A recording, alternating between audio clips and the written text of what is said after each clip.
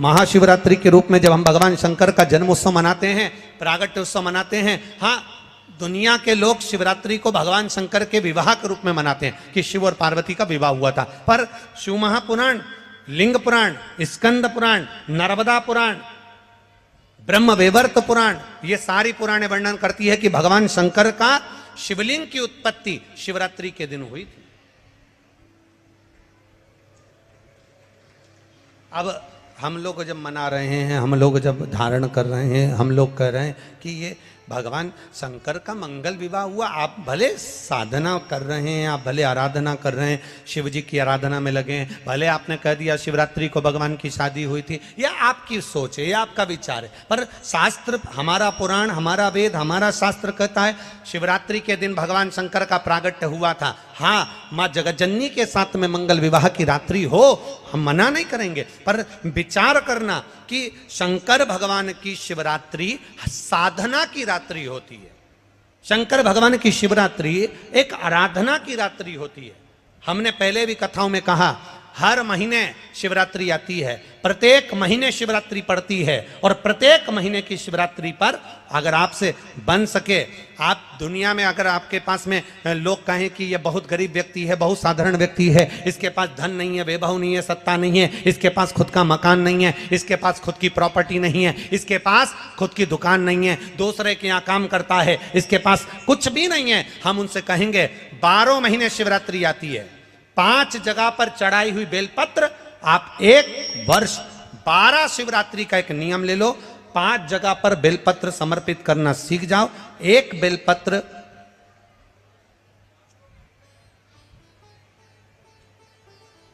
ये शिवलिंग, ये जलाधारी, बहुत ध्यान से देखना, ये चरण जहां से जल नीचे गिरता है, गणेश जी का स्थान, कार्तिकेय जी का स्थान, ये हस्तकमल, माता पार्वती जी का हाथ हस्तकमल, शिवलिंग, भगवान शंकर का स्थान। ऊपर से जो एक एक बूंद जल शिवलिंग के ऊपर गिर रहा है, शंकर भगवान की 5 बेटियां, जया, विषहरा, शामरीबारी, दौतली, देव, बीच में जो एक मोटी सी लाइन है वो शंकर भगवान की छोटी लड़की, क्या नाम है, अशोक सुंदरी। ये पूरे शिवलिंग का वर्णन। 5 जगह पर बेलपत्र, 5 स्थान पर बेलपत्र, 12 महीने की शिवरात्रि। आप दूसरे के यहाँ काम कर रहे हो, नहीं है नौकरी, नहीं है काम, दूसरे के मकान में रह रहे हो, खुद का मकान भी नहीं, खुद का प्लाट भी नहीं, खुद की प्रॉपर्टी भी नहीं, बहुत संघर्ष की जिंदगी जी रहे हो, ठेला धका रहे, लॉरी चला रहे, गाड़ी चला रहे, ऑटो चला रहे, अपने लिए करने का प्रयास करना। घर में जितने सदस्य हैं, 12 महीने शिवरात्रि आती है, एक बेलपत्र अशोक सुंदरी वाली जगह पर, डंडी का मुंह नीचे की ओर, दूसरी बेलपत्र माता पार्वती जी के हस्त कमल पर। ये 2 पत्ती जो होती है, इस पत्ती के 2 भाग शिवलिंग के बीच में हो। तीसरी बेलपत्र भगवान शंकर के शिवलिंग पर, डंडी का भाग आपके विपरीत दिशा में हो, विपरीत दिशा में। चौथी बेलपत्र भगवान शंकर का जहां से जल बहकर जाता है, जमीन पर जो जल बहता है, जमीन पे से जो जल बहकर जाता है, चौथी बेलपत्र उस जमीन के जल पर जहां से वो पानी बहकर जा रहा है, पूरे शिवलिंग को छोड़कर जहां से पानी जमीन पर बहकर जा रहा है उस स्थान पर। और 5वीं बेलपत्र नंदी का जो पांव ऊपर उठा हुआ है, उस पांव के पास में 5वीं बेलपत्र समर्पित करना। एक शिवरात्रि से लेकर 12 शिवरात्रि जो 1 वर्ष तक कर लेता है, 1 वर्ष अपनी कड़ी मेहनत के साथ में मेहनत पूरी करना। और ये 5 बेलपत्र, 5 बेलपत्र हर महीने जो शिवरात्रि आती है उस पे समर्पित करना प्रारंभ कर दीजिए और मेहनत करना प्रारंभ कर दीजिए। आपको आपके कर्म का फल मिलेगा। साल भर के अंदर आप अच्छे बनकर बैठ सकते हैं। शिवरात्रि 12 महीने आती है, 12 महीने, हर महीने शिवरात्रि।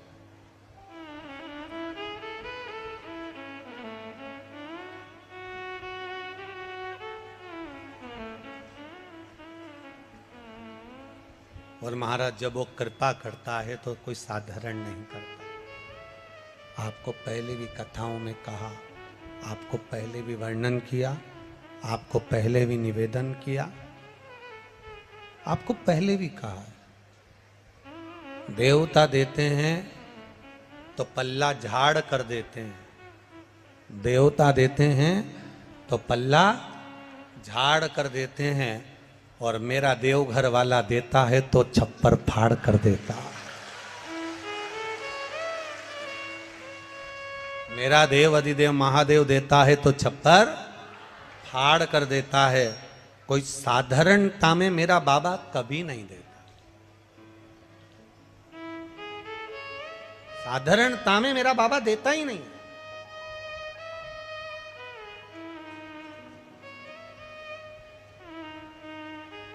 अभी हम यहां खगड़िया बिहार आ रहे थे, उसके पहले एक भक्त सीहोर मिलने के लिए आया, और उसकी शादी को 9 साल हो गए थे।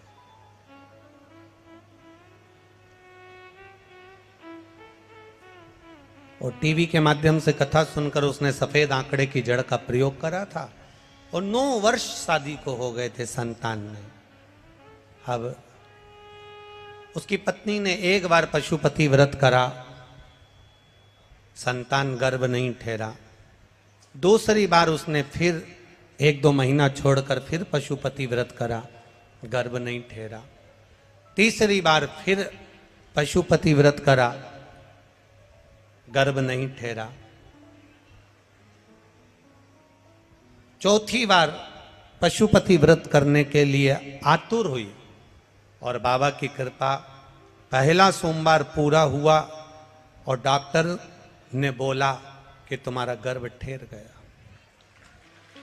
डॉक्टर बोले तुम्हारा गर्भ ठहर गया। यहीं ऊपर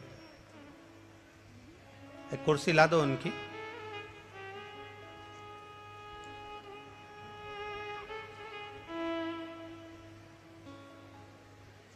डॉक्टर बोले तुम्हारा गर्भ ठहरा। 9 महीने पूर्ण हुए। डॉक्टर ने जब अल्ट्रासाउंड करा, जांच करी, तो उस जांच में निकला कि इनके गर्भ में 1 बच्चा नहीं, 2 बच्चा नहीं,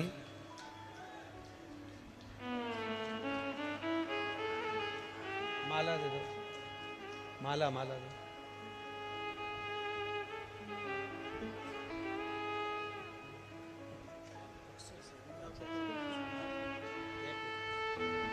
माला लाओ ना।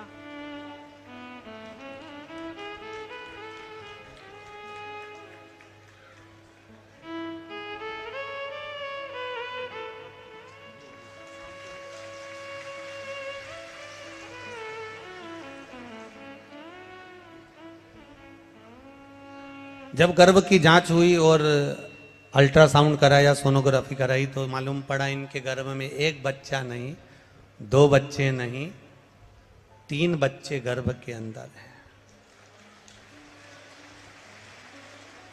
अब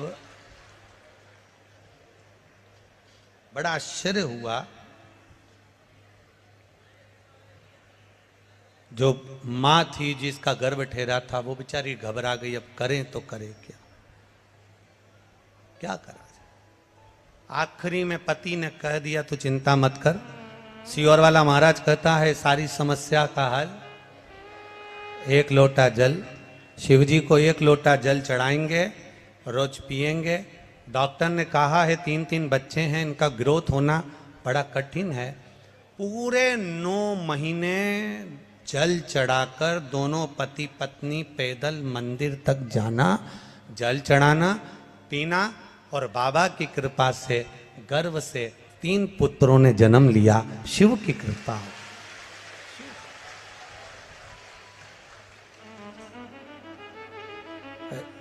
हमारे सुनील के पास वो फोटो भी होगा, जरा आस्था चैनल पर अगर बन सके तो मोबाइल में से वो फोटो जरूर चलाएं।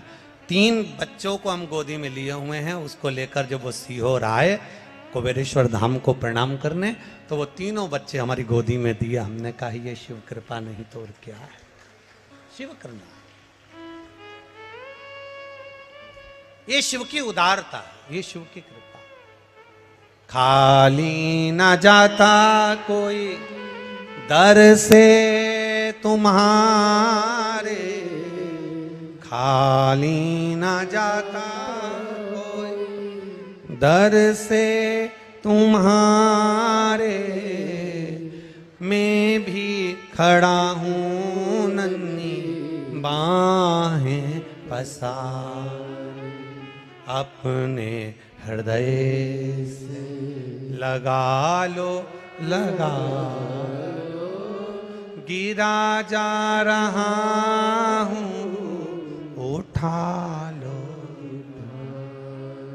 एक विश्वास के साथ इस खगड़िया गांव में कहना चाहूँगा, इस खगड़िया बिहार में कहना चाहूँगा, अपने दिल की बात इस माँ कात्यायनी की भूमि पर कहना चाहूँगा, इस खगड़िया में कहना चाहूँगा कि जिसने इस कथा को दिल से सुना है, जिसने शिव महापुराण पर विश्वास किया है, मेरे भोलेनाथ ने उसका हाथ पकड़कर पार किया है, ये निश्चित है।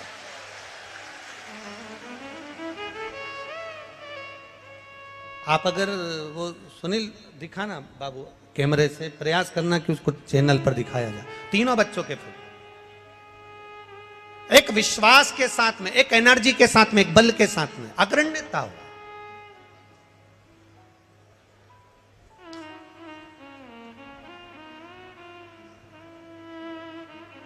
आपका भरोसा पक्का रखिए। ये तीन बेटों ने पत्र लिखा कि हमारी नौकरी लगी, इन्होंने विश्वास पक्का रखा, अपना कर्म करा, अपनी मेहनत करो, मेहनत करने के लिए कभी पीछे मत हटना।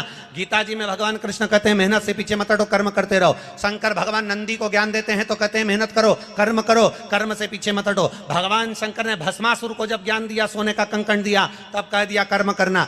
भगवान शंकर ने लंकाधिपति रावण को जब सब कुछ प्रदान करा तो कह दिया अपना कर्म से पीछे मत हटना। भगवान शंकर कर्म कहने करने का वर्णन करते हैं, मेरा शिव कर्म को प्रधान मानता है, कर्म करो और कर्म के साथ में विश्वास पक्का रखो। जब हमारा विश्वास, जब हमारी दृढ़ता पक्की होगी तो ये निश्चित है हमें शिव तत्व प्राप्त होगा और हम जो चाहेंगे वो मेरा भोलेनाथ प्रदान कर देगा। ये शिव तत्व की प्राप्ति तब हो जाती है।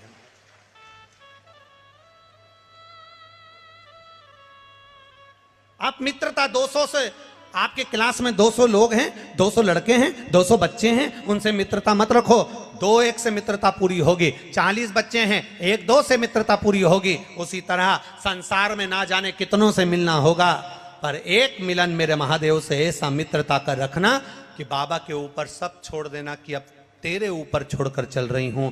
मैंने सुना शिव महापुराण में कि तू एक कंकर में शंकर समाहित होता है। मैंने सुना शिव महापुराण में एक लोहे के टुकड़े को भी तू सोना बना देता है। मैंने सुना शिव महापुराण में एक कांच के टुकड़े को तू हीरा बना देता है। मैंने सुना शिव महापुराण में कि 12 शिवरात्रि का जो वर्णन है करा, 12 शिवरात्रि का जो स्मरण करा, 5 बेलपत्र का जो वर्णन किया, वो बेलपत्र का मैं भी उसको चढ़ाना प्रारंभ करूं। 12 शिवरात्रि पूरी होगी, मेरा देव अधिदेव महादेव सुनेगा जरूर और मेरी झोली भरेगा जरूर। अब इसमें एक नियम भारी है, वो नियम का स्मरण करना कि नियम कैसा चाहिए। आप कर्जे में हो गए, परेशान हो गए, टेंशन में आ गए, जिंदगी बेकार सी लग रही है, निवेदन है मेहनत करना। जो काम को कर रहे हो, जो दुकान लगा रहे हो, जो कार्य कर रहे हो, ठेला चला रहे हो, ऑटो चला रहे हो, चलाते रहो, पर उसके साथ में बाबा पर भरोसा रखो। इसमें एक नियम भारी है। कौन सा नियम? कि मान लो 12 शिवरात्रि में आप 1-2 शिवरात्रि शिव जी के मंदिर पहुंच गए, तीसरी शिवरात्रि पर भूल गए या किसी कारणवश कहीं दूर चले गए, ना जा पाए, तो घर के जितने सदस्य हैं सबसे निवेदन है कि 12 महीने की शिवरात्रि का नियम बना रहे हो तो घर के सभी लोग बेलपत्र चढ़ाने का नियम बनाओ। उसका कारण ये है, घर का एक व्यक्ति अगर बाहर चले भी गया, घर का दूसरा व्यक्ति शिवरात्रि को भूल भी गया, घर का तीसरा व्यक्ति किसी कारणवश काम में लग भी गया, तो घर का चौथा व्यक्ति तो शिवरात्रि याद रखेगा और हमारा नियम पूरा हो जाएगा। नियम पूरा हुआ तो हमारा कार्य पूरा। हम उस नियम को पूरा करें, हम उस कार्य को पूरा करें।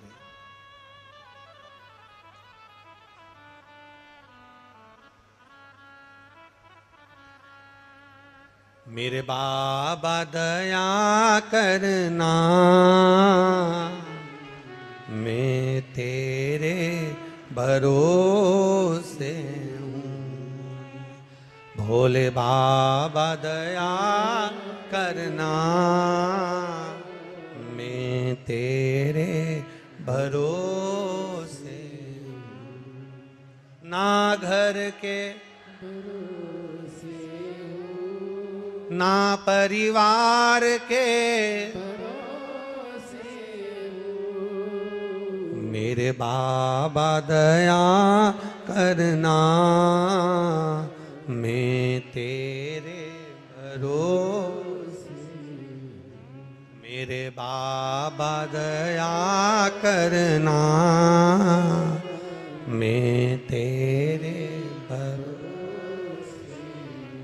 ना इनके भरोसे हूँ, ना उनके भरोसे हूँ, ना इनके भरोसे हूँ, ना भरोसे हूँ। मेरे बाबा दया करना, मैं तेरे भरोसे हूँ। मेरे बाबा दया करना, मैं तेरे भरोसे। हम उसके सहारे रहें, हम उसके भरोसे रहें। जब हमारा विश्वास दृढ़ होगा, 5 बेलपत्र के नियम को जब हम समझ जाएंगे, हमारी जिंदगी सार्थक हो जाएगी, हमारा जीवन धन्य हो जाए।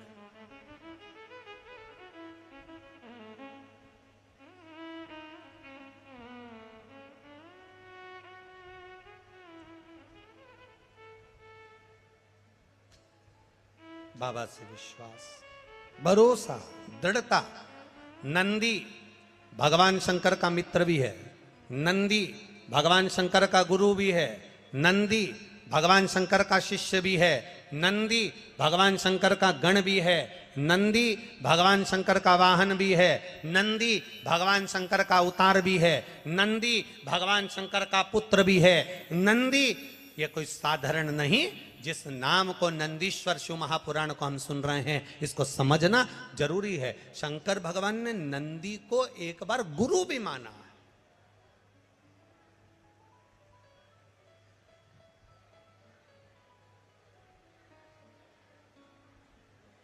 एक बार नंदी को गुरु मान लिया भगवान ने।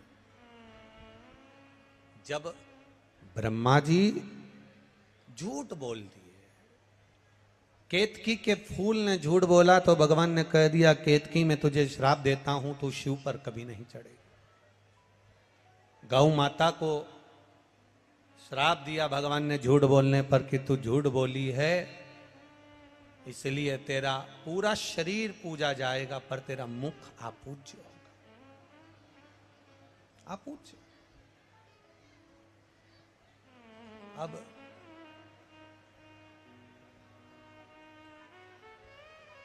महाराज ब्रह्मा जी की बारी आई और ब्रह्मा जी ने जो झूठ बोला, ब्रह्मा जी कहते हैं आकाशवाणी झूठी है। भगवान देवादिदेव महादेव ने अपने पैर के नख को तोड़ा, फेंका, काल भैरव प्रकट कर लिया। काल भैरव से कहा काट दे ब्रह्मा का सिर। ब्रह्मा जी के 5 मुख थे, 4 मुख से वेद शास्त्र पुराण का वर्णन करना और 1 मुख से ब्रह्मा जी को केवल निंदा या अपशब्द कहना। भगवान ने तुरंत उसके शीश को कटवा दिया। ब्रह्मा का शीश कटा, शीश कटा हुआ देवादिदेव महादेव के हाथ में आकर चिपक गया। ब्रह्मा के शीश कटने की हत्या देवादिदेव महादेव पर लग गई।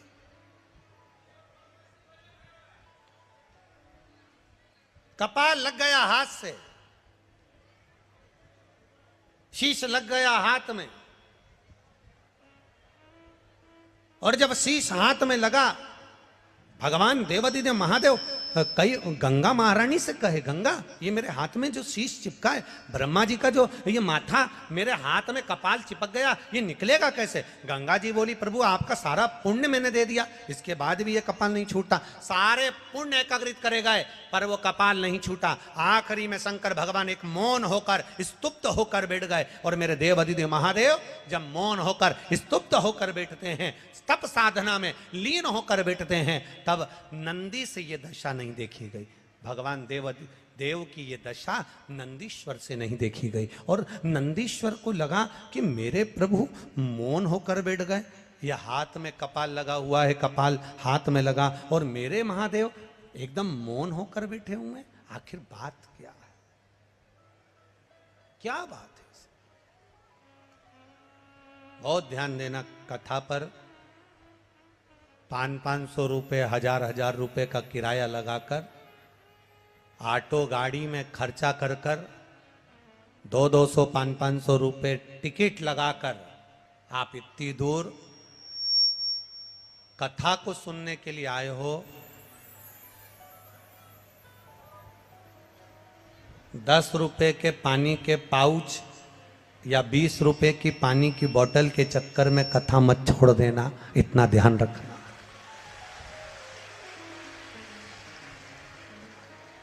हमने पहले भी कथा में कहा है आपको, कथा सुनने आओ तो पानी की कितनी बोतल साथ लेके आओ? जम के बोलो जरा। पानी की 2 बोतल अपने साथ में लेकर आओ, एक अपने लिए और एक अपने पास में जो बैठा हो, जिसको अपन नहीं पहचानते, नहीं जानते, और उसको प्यास लगे तो पानी दे दो। अपने बैग में 4 बिस्कुट के पुड़े डाल लाओ, 2-4 टॉफी डाल लाओ। अगर किसी को लगे, बच्चे हैं, बड़े हैं, भूखा है, प्यासा है, बैग में से निकाल कर दे दो। पर चलती कथा में अगर कहीं कोई आपको डिस्टर्ब करे या आपको लगे तो उसके हाथ पैर जोड़कर कह दो, भैया हम बाद में पी लेंगे, हम बाद में ले लेंगे, अभी कथा सुन लेने दे। 500 रुपये खर्च कर कर आई हूँ कथा सुनने के लिए, बस मुझे सुनना, धारण, ये छूट ना आ जाए। बहुत ये गोस्वामी परिवार ने अगर कथा करवाई है तो ये साधारणता नहीं है। स्वर्गीय श्री गौरी शंकर जी गोस्वामी, स्वर्गीय देव की देवी गोस्वामी, ये पूर्वज कोई साधारण नहीं होंगे, जिनके पुत्र श्री नवीन कुमार गोस्वामी ने ये कथा का आयोजन रखा है। एक बार जोरदार ताली बजाएं कि ये कथा की सहजता नहीं है, हमारी साधारणता नहीं है, ये कहीं शिव कृपा हुई होगी तो ये कथा हो रही। करो भजन, करो स्मरण, थोड़ा हो भक्ति का बल बढ़ाइए, भजन का बल बढ़ाइए।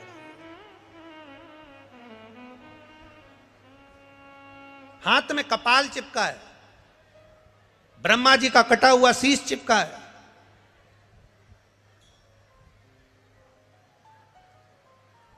और हाथ में जब ब्रह्मा जी का कटा हुआ शीश चिपका हुआ है, भगवान शिव तप साधना करने के लिए बैठ गए। अब वो कपाल हाथ से निकल नहीं रहा। गंगा महारानी भी कह रही है कि मैंने सारा पुण्य दे दिया पर ये कपाल नहीं निकल रहा। यमुना जी कह रही है मैंने पूरा पुण्य दे दिया, सरयू जी कह रही हैं, नर्मदा जी कह रही हैं सारा पुण्य दे दिया, पर ये कपाल हाथ से छूट नहीं रहा। नंदीश्वर से नहीं देखा गया, भगवान शिव के प्रिय गण नंदी से नहीं देखा गया। और जब नंदीश्वर से नहीं देखा गया तो नंदीश्वर उसी समय पर वहां से ओझल हो जाते हैं, चले जाते हैं।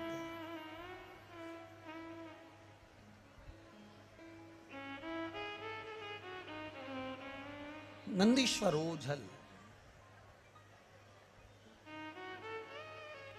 कहते हैं 3 दिन तक माता पार्वती जी को नंदी नहीं दिखे, 3 दिन तक। अब जब 3 दिन तक माता पार्वती जी को नंदी नजर नहीं आ रहे, 3 दिन तक माता पार्वती जी को नंदीश्वर नहीं दिखे, तो पार्वती जी के हृदय में भाव आया कि नंदीश्वर गए कहाँ हैं आके।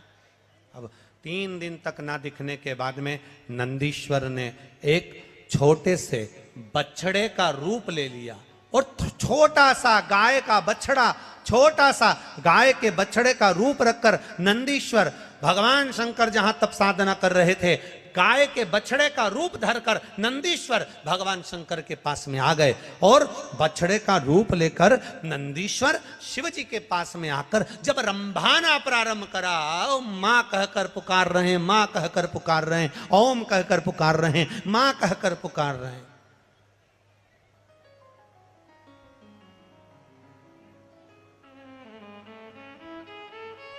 आप लोगों के यहां पर जो लोग गाय को पालते हैं, गौ माता की सेवा करते हैं, उनके घर में बछड़ा होता है, तो बछड़ा जब चिल्लाता है ना, तो उसके बोलने में एक शब्द निकलता, ओम। क्या शब्द निकलता है? ओम। ओमा, ऐसा शब्द निकलता है। सुना है कि नहीं सुना आप लोगों ने? सुना है ना? गाय का बछड़ा जब चिल्लाता है, ओम कर कर चिल्लाता है, ओम मां मां, ऐसा शब्द कर कर जब चिल्लाता है तो उसमें ओम का नाद होता है, ओम का नाद। अब बछड़े ने चिल्लाना प्रारंभ करा और बछड़ा जैसे जैसे चिल्लाया, शंकर भगवान तप साधना में डूबे थे और देवाधिदेव महादेव जब तप साधना में डूबे हुए और बछड़ा चिल्ला रहा है, जम के आवाज लगा रहा है, मां मां मां चिल्ला रहा है, बहुत तेज तेज चिल्ला रहा है, शिव जी के नेत्र खुल गए, तप साधना टूट गई। भगवान शंकर की जब तप साधना टूटी,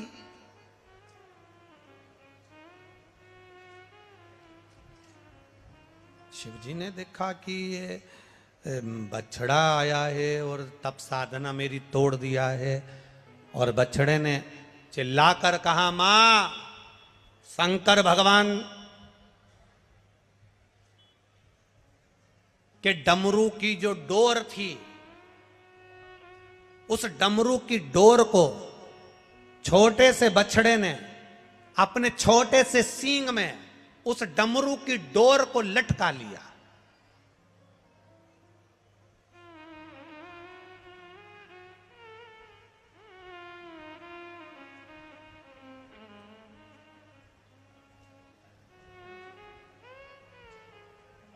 डमरू की डोर को अपने छोटे से सींग में लटका लिया और डमरू को लेकर मेरे उस छोटा सा बछड़ा भागते भागते भागते भागते जा रहा, छोटा सा बछड़ा।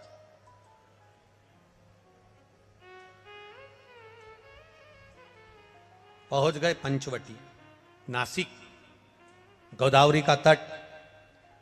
और मां गोदावरी के तट पर जैसे ही वो बछड़ा पहुंचा, शंकर भगवान के डमरू को बछड़े ने वहां गिरा दिया।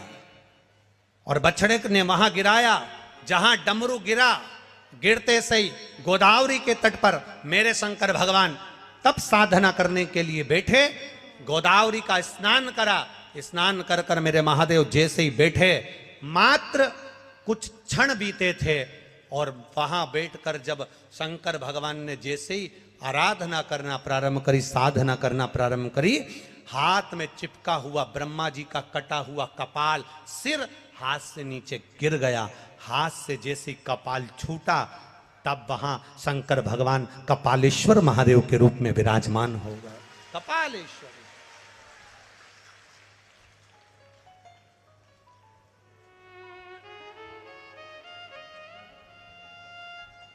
दुनिया के केवल मात्र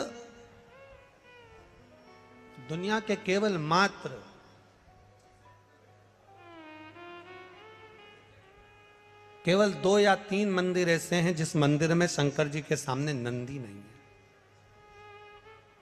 एक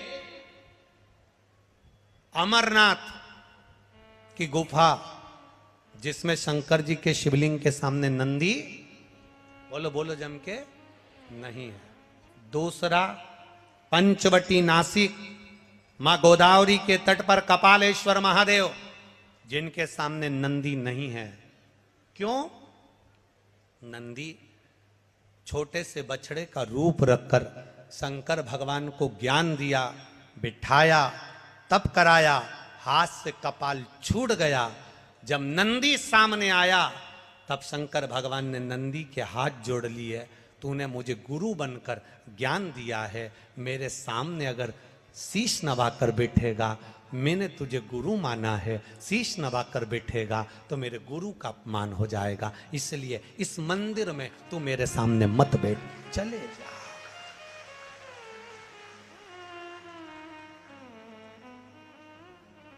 नासिक का पंचवटी में कपालेश्वर महादेव गोदावरी के तट पर एक ऐसा मंदिर, भारत की भूमि का वो सिद्ध मंदिर जहां पर भगवान शंकर अपने नंदी को सामने नहीं रखते हैं, क्योंकि मैंने इसको गुरु माना और गुरु ज्ञान दिया, इसलिए मुझे गोदावरी के तट तक पहुंचा दिया। गुरु ने ज्ञान दिया तो यहां तक पहुंचा।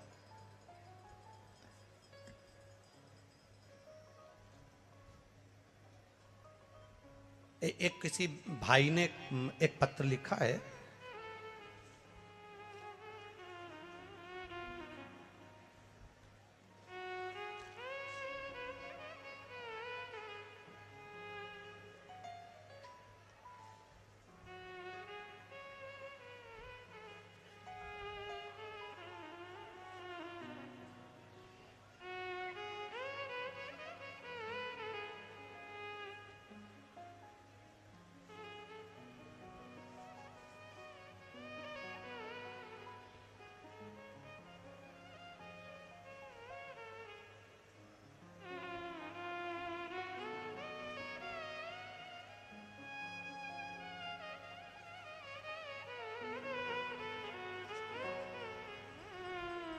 मैं राजकुमार साव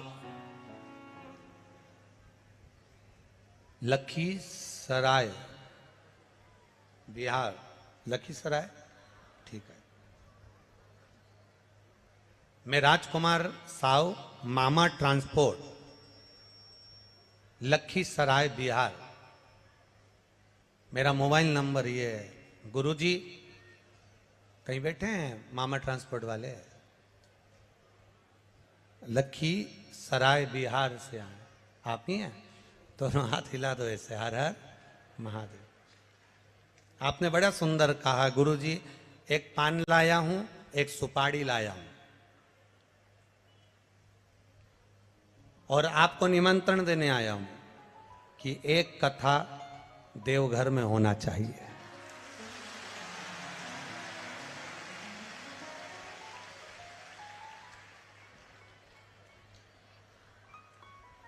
मामा ट्रांसपोर्ट वाले भैया जी, राजकुमार जी, साहू जी, आपको बहुत बहुत साधुवाद है। हमने अभी कथा के शुरू में कहा था कि देवघर में बाबा जी नहीं है अभी हाल बात, बोलो सही है कि गलत है? अब जरा समझ लेना बहुत अच्छे से हैं। किसी किसी मंदिर में नंदी, जो मंदिर अंदर का होता है गर्भगृह, उस गर्भगृह से बाहर होता है। किसी किसी मंदिर में नंदी का जो शिवलिंग होता है भगवान का, उसके सामने जो जलाधारी होती है, नंदी उसके सामने होता है। बोलो करें दर्शन। किसी किसी मंदिर में नंदी, शंकर भगवान में मंदिर में अगर छोटी जगह है तो साइड में भी नंदी हो जाता है, करें दर्शन। कहीं कहीं शिवलिंग है, जलाधारी है, सब कुछ है, गणेश जी नहीं है, कार्तिकेय जी नहीं है, पार्वती जी नहीं है, केवल शिवलिंग है, जलाधारी है और नंदी है, करें हैं दर्शन। किसी किसी मंदिर में केवल शंकर भगवान का स्वरूप विराजमान है, शिवलिंग विराजमान है, नंदी नहीं है।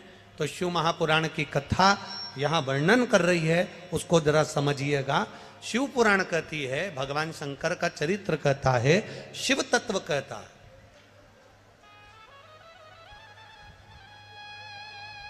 कि जिस मंदिर में नंदी जहां विराजमान, जिस जगह पर विराजमान है, सामने बैठा हो, गर्भगृह के बाहर बैठा हो, या तिरछे में बैठा हो, या शिवलिंग जिस भाव से विराजमान है, आप अपनी जो आराधना कर रहे हो, आप अपनी जो भाव से पूजन कर रहे हो, आराधना कर रहे हो, सेवा कर रहे हो, उसमें तुम्हारे भीतर ये भेद नहीं आना चाहिए कि इस मंदिर में नंदी तो बाहर है ही नहीं, तो मैं पूजन कैसे करूं। इस मंदिर में तो नंदी सामने बैठा है, तो मैं पूजन कैसे करूं। इस मंदिर में नंदी तिरछा बैठा है, तो मैं इसकी पूजन कैसे करूं। इस मंदिर में तो पार्वती जी नहीं है, गणेश जी नहीं है, सदानंद कार्तिकेय जी नहीं है, तो मैं पूजन कैसे करूं। शिव महापुराण की कथा कथी, ये भाव हमारे भीतर नहीं आना।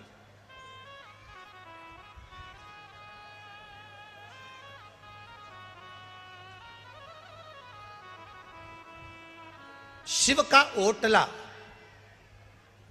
ओटले से मतलब है कि कहीं कहीं वृक्ष के नीचे भगवान शंकर बैठे रहते हैं, तो वहां मंदिर नहीं होता, केवल एक ओटला है, केवल ओटला, और उस पर शिवलिंग रखा हुआ, केवल एक ओटले पर भगवान शंकर का शिवलिंग रखा है। या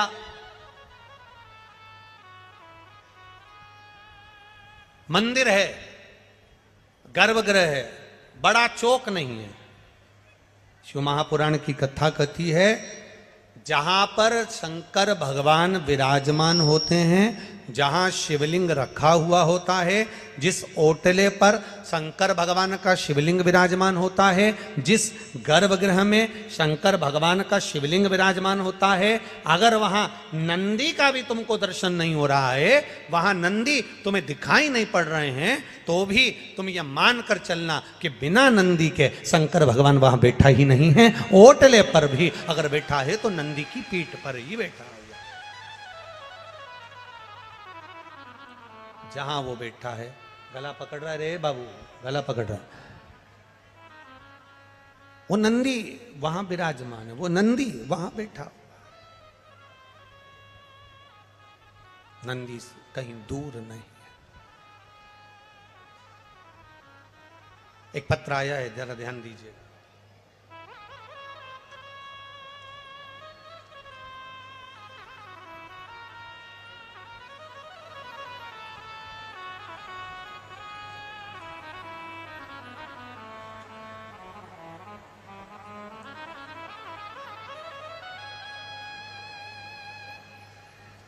मेरा नाम रेवती झा, पति का नाम गोपाल झा है, ग्राम साना, जिला बेगूसराय, बिहार। साना सही है? हाँ है, सनहा, तुम समझ गए ना? हाँ ठीक है, ठीक है। मेरा नाम रेवती झा है। कहीं बैठी हैं रेवती जी? आप ही हैं? दोनों हाथ हिला दो एक बार। हर हर महादेव। मेरा नाम रेवती झा है, पति का नाम गोपाल झा है, ग्राम सानहा, जिला बेगूसराय, बिहार का निवासी हूँ। गुरुजी, मैं बाबा का क्या वर्णन करूं? नंदीश्वर शिव महापुराण की कथा को सुन रहे हैं, बाबा की कृपा का क्या वर्णन करा जाए, क्या बखान करा जाए। संशय मंदिर में नंदी हो ना हो, आप कहते हो शिव को देख लिया, सब वहीं पर विराजमान है। गुरुदेव, हम 7 जुलाई 2022 को गुरु पूर्णिमा पर सीहोर गए थे। सीहोर के गुरु पूर्णिमा का अवसर हमने वहां पर शिव महापुराण की कथा को श्रवण करा था। गुरुदेव, कंकर शंकर की धरा कुबेरेश्वर धाम हम बाबा से विनती कर कर आए थे, बाबा मेरे पूरे परिवार में कहीं सरकारी नौकरी नहीं, अगर मेरे बच्चों का अगर कहीं योग लग जाए ना बाबा, तो तेरी कृपा हो जाए। गुरुजी, कंकर की पूजन कर कर शंकर मानकर वहां से आए और बाबा से निवेदन कर कर आए कि बाबा देरी मत करना, मेरे बेटे की नौकरी जरूर लगाना। गुरुदेव, वहां से आकर एक शिवालय में जल चढ़ाना प्रारंभ करा, बेटे से भी जल चढ़वाना प्रारंभ करा। बेलपत्री लाते, बाबा का श्रृंगार करते, पत्तियां तोड़कर श्रृंगार करते, उसका फल, और गुरुदेव वहां से निर्माल्य हटाकर विसर्जन को लेकर जाते। उसका फल ये मिला कि मेरा बेटा इनकम टैक्स इंस्पेक्टर के पद पर नौकरी लग गई है। मैं बाबा को यहां प्रणाम करने आया। शिव तत्व शंभु, बधाई हो आपको बहुत बहुत। बैठिए, एक बार हाथ हिला दो दोनों। श्री शिवाय नमस्तुभ्यम। बैठिए। हर हर महादेव। जिसकी नौकरी लगी बाबू आया है के साथ में? आए हैं? दोनों हाथ हिला दो एक बार। हाँ, हर हर महादेव विराजिए। शिव तत्व इसी को कहते। बैठिए, औघड़दानी है।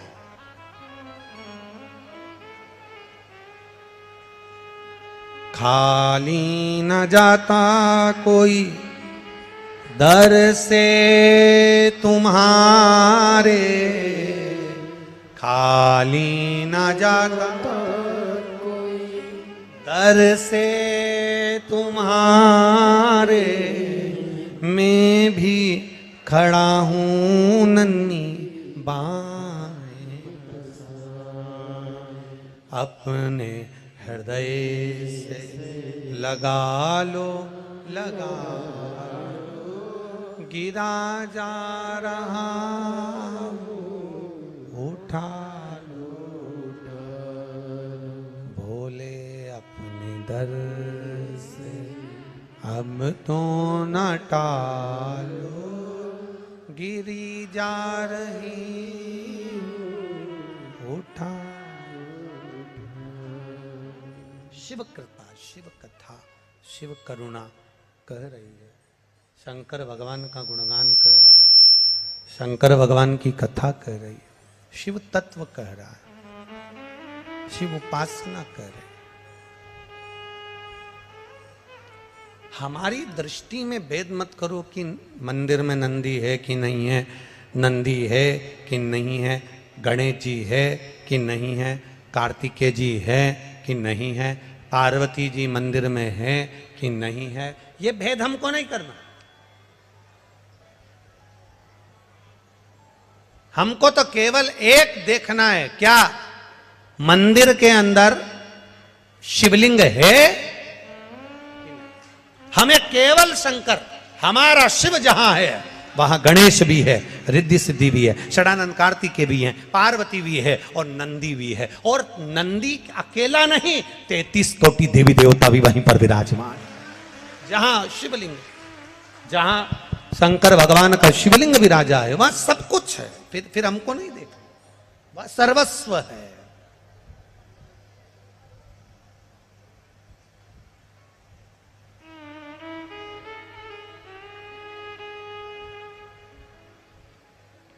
और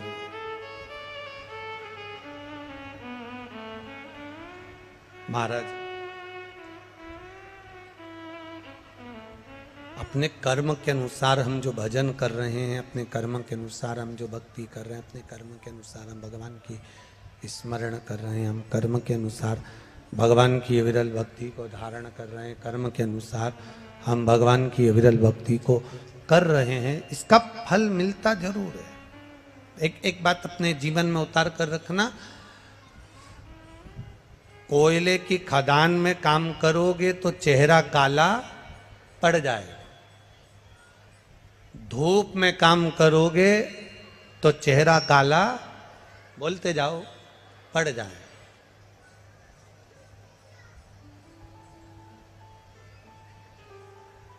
कोयले का काम करा तो भी चेहरा काला हुआ, धूप में काम करा तो भी चेहरा काला हुआ। और कोई कोई ऐसा होता है कि पैदा ही काला होता है। अब समझना, जरा बहुत अच्छे से समझना कि कोयले से अगर चेहरा काला हो गया तो पानी से धो लोगे, साफ हो जाएगा, ठीक है। धूप से अगर चेहरा काला हुआ तो क्रीम से साफ हो जाए।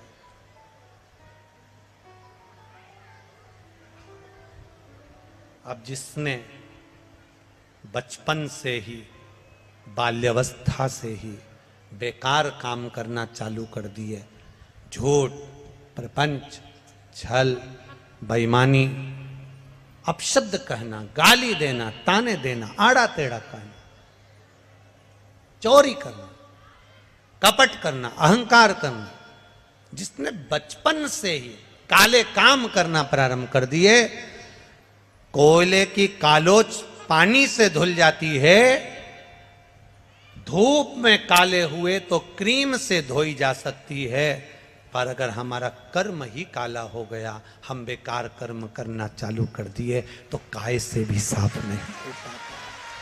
काय से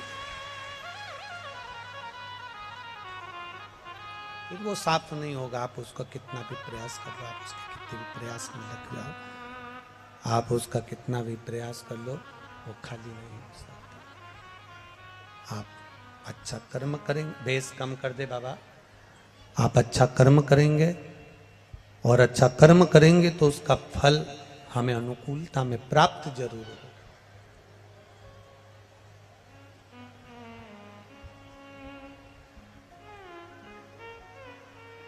मंदिर में नंदी मत ढूंढो। शिव महापुराण कहती है, जब आप भगवान शंकर के दरवाजे पर प्रणाम करने जाते हो, झुक के प्रणाम करते हो, तो शंकर भगवान आपको भी नंदी समझकर स्वीकार कर लेता है कि मेरा गण आया, मेरा गण।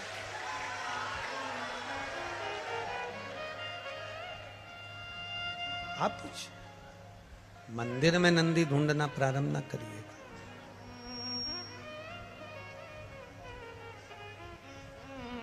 नंदी को भगवान शंकर ने अपना गुरु माना है, नंदी को भगवान शंकर ने अपना मित्र माना। जब ब्रह्मा जी ने झूठ बोल दिया, जब ब्रह्मा जी झूठ कह दिए, जब ब्रह्मा जी ने झूठ बोल दिया, झूठ बोला ब्रह्मा जी ने, तब जब ब्रह्मा जी झूठ बोल दिया और उनका सिर कट गया, कपाल जब हाथ में लग गया, नंदी ने आकर बछड़े का रूप लेकर शंकर भगवान को एक मार्ग बता दिया, एक सतमार्ग बता दिया। बछड़े का रूप रखकर नंदी ने शिवजी को मार्ग दिखाया, तो वो गुरु हो गए। जो आपको सतमार्ग बताए, सही जगह तक ले जाकर छोड़े, शंकर भगवान के मंदिर तक, शिवालय तक, देवालय तक आपको लगा दे, भगवान से आपको जोड़ दे, तो समझ लेना कि जिंदगी में कोई असली गुरु हमको प्राप्त हो गया, जिसने हमें देव अधिदेव महादेव से जोड़ दिया। एक गुरु वो होता है जो अपने आप से जोड़ता है। एक गुरु वो होगा जो आपसे कहेगा कि हमारे पास आओ, हमारे पास बैठो, हमारे चरण की पूजन करो, हमारी पूजन करो, हमारा फोटो की पूजन करो, हमारी आराधना करो, हमारी आरती उतारो, हमारे दीप जलाओ, हमारे माला पहनाओ। एक गुरु वो होगा जो अपनी पूजन कराएगा, अपने पास बिठाएगा, अपने द्वार बुलाएगा। और एक गुरु वो होता है जो अपने पास नहीं बिठाता, अपने पास नहीं बुलाता, अपनी पूजन नहीं कराता। वो कहता है अगर जाना है तो भगवान के दरवाजे जाओ, शिव को एक लोटा जल चढ़ाओ, शिव की आराधना करो।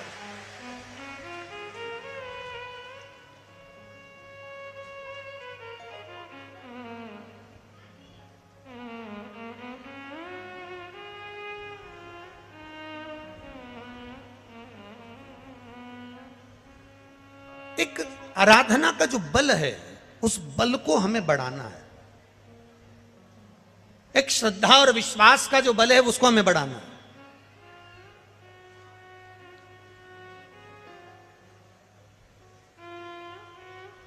कितना विश्वास लेकर आए हो आप लोग, कितना भरोसा।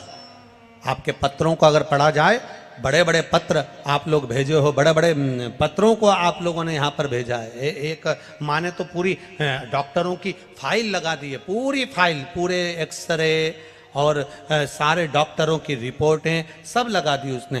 केवल एक मेरे पति का नाम पप्पू साहा है। मेरे पति दिल्ली में राज मिस्त्री का काम करते हैं। मैं खगड़िया जिला, ग्राम रामगंज, संसारपुर के निवासी हूं। सही बोला है? हाँ ठीक है। 20 जनवरी को मेरे पति की तबीयत खराब हो गई, डॉक्टर को दिखाया, लेकर हॉस्पिटल पहुंचे, उनको ट्रेन में बिठाया। 23 जनवरी को वो ट्रेन से यहाँ आए और 24 जनवरी को हमने जब डॉक्टर को दिखाया तो डॉक्टर ने बताया इनको टीबी हो गई है। और टीबी भी ऐसी हो गई कि जिसमें किडनी, लीवर सब डैमेज होते चले गए और शरीर बेकार हो रहा है। डॉक्टर ने कहा कोई चांस नहीं दिखते, पर इलाज चालू करा। बाबा की कृपा का हम क्या गुणगान करें गुरुदेव। डॉक्टर ने हाथ ऊंचे कर दिए, पर शिव ने हाथ ऊंचे नहीं करे। शंकर पे चढ़ा हुआ जल हमारे पति को हमने देना चालू करा। बाबा 8 दिन के बाद फिर वापस जांच हुई और डॉक्टर ने कह दिया इनकी टीबी समाप्त हो चुकी है। जो टीबी की बीमारी सालों चलती है, जो टीबी की बीमारी सालों चलती है, बाबा ने कुछ ही दिन में उसको अच्छा कर। ये शिव तत्व, उसकी जांचें हम भेज रहे हैं, सब जांच लगा कर दे रहे हैं, सारी की सारी रिपोर्टें लगा दी हैं, सब कुछ शिव तत्व है। आपका विश्वास दृढ़ होना चाहिए, आपका भरोसा पक्का होना चाहिए। हमारा केवल इतना सा निवेदन है, मंदिर में आप किसको ढूंढ रहे हो? महापुराण की कथा कहती है आपके हृदय में अगर भगवान विराजमान है, आपके हृदय में अगर शिव बैठा हुआ है, आपके हृदय में भगवान शंकर अगर विराजमान है, तो आपको शंकर जी को ढूंढने की जरूरत नहीं पड़ेगी। नंदी शंकर भगवान को नहीं ढूंढता, शिव अगर आपके दिल में बैठे हैं तो आपको शंकर भगवान को ढूंढने की जरूरत नहीं पड़ेगी। भीतर बैठा हुआ शंकर आपको ढूंढ लेगा, आपको ढूंढेगा, शिव ढूंढेगा।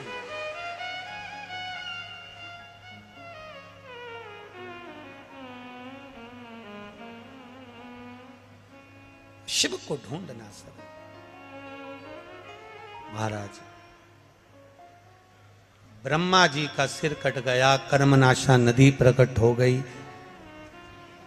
कटे हुए शीश जो हाथ से नीचे गिरता है, भगवान बछड़ा, छोटा सा बछड़ा जिन्होंने भगवान शिव को मार्ग दिया है, छोटा सा बछड़ा जिन्होंने शिव को ज्ञान दिया।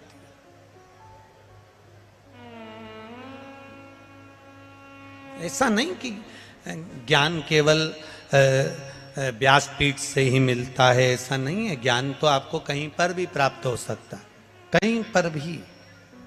एक पति पत्नी रात को सो रहे थे, सोते सोते तुरंत पत्नी की आधी रात को 2 बजे नींद खुल गई। पत्नी की नींद खुली और पत्नी उठकर बैठ गई, लाइट चालू करी। पति ने कहा क्या बात है, क्यों उठ के बैठ गई? सोन दे, मुझे दुकान पर जाना रहता है, दिन भर थक जाता हूं, सो जा। पत्नी कह रही मुझे नींद नहीं आ रही। अरे तो तुझे नींद नहीं आ रही तो मुझे तो आ रही है ना, सो। पत्नी बोली नहीं सोऊंगी, मुझे नींद नहीं आ रही।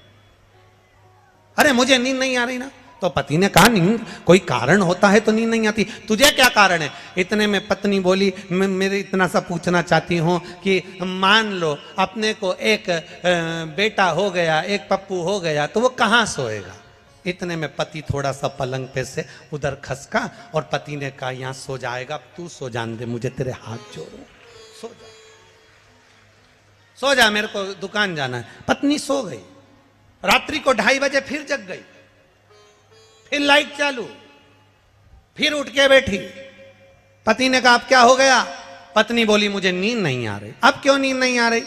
मान लो अपने घर में एक बेटी हो गई, छोटी सी पप्पी हो गई, तो कहां सोएगी?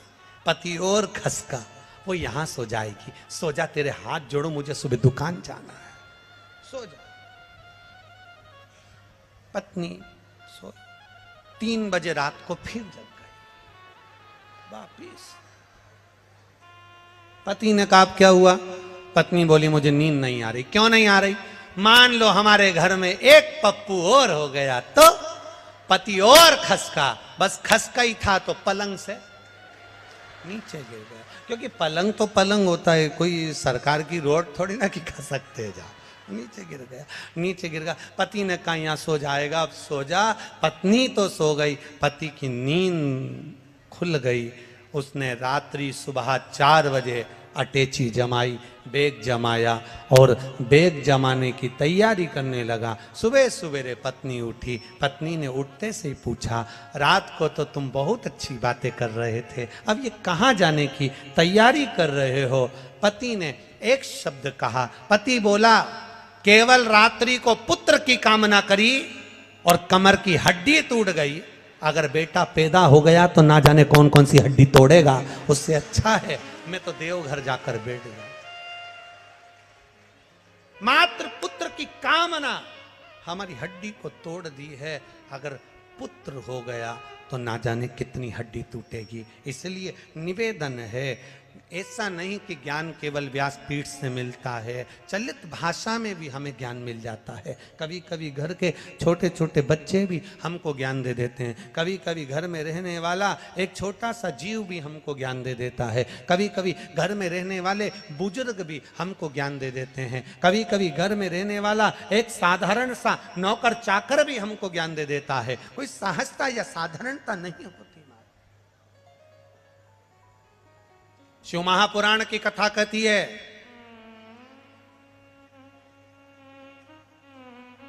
जिसके घर में 4 नौकर हैं, 8 नौकर हैं, वो सेठ नहीं होता। शिव पुराण कह रहे,